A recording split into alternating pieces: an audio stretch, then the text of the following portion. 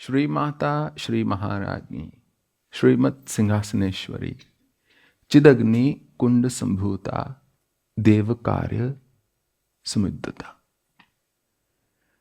That divine mother on her own is Shri Mata.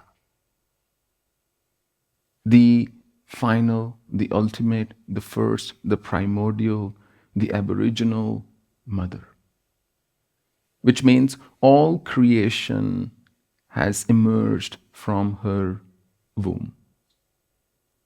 Which means the moment you become one with Mother Divine, you will become the source of all creativity.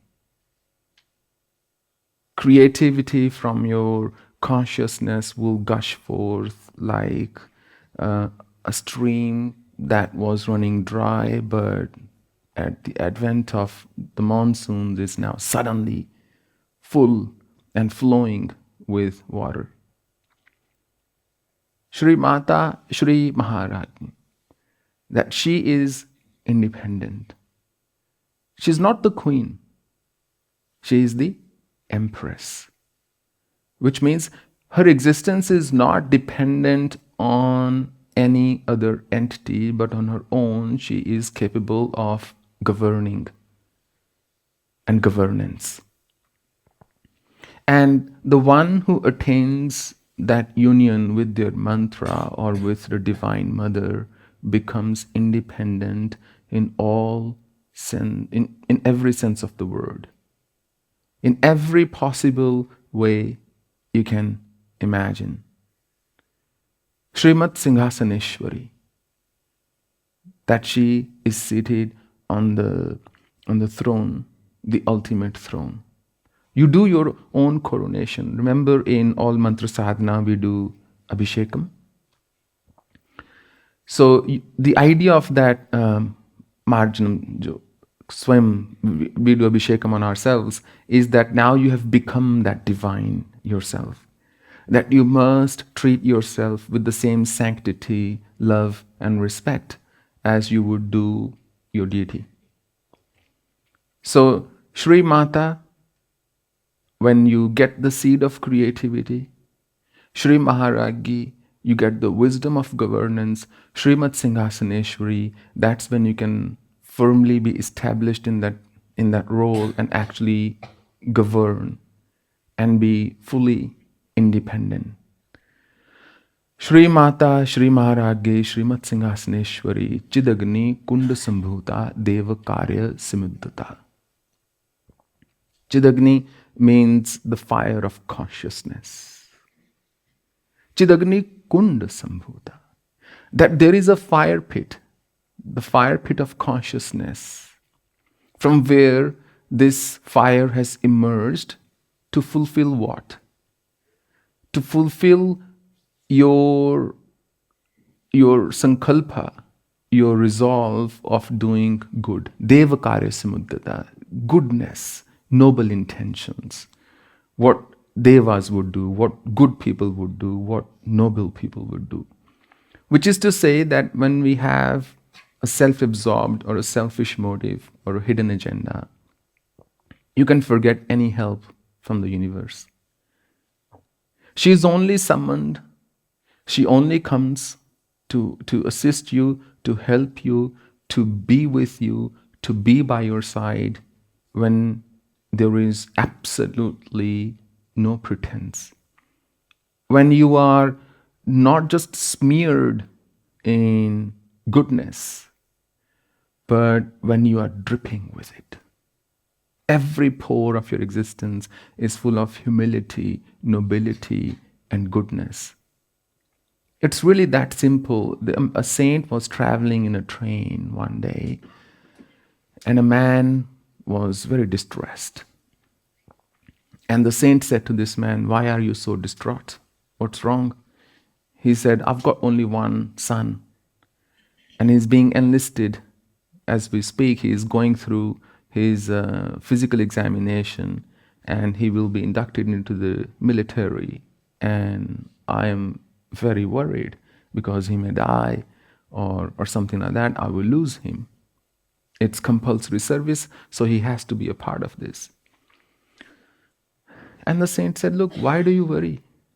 Exactly how Krishna said, Na shochitu mercy. Don't worry, don't grieve, O Kantai. The saint said, why are you worrying? Who's to say that he'll actually clear the physical exam? He may fail. If he fails, he'll come back home. There's nothing to worry. The father relaxed a bit. True, he said. And he said, even if he is recruited, the saint said, no war may break out. It's not written anywhere that there will always be a war as soon as a soldier is recruited in the army.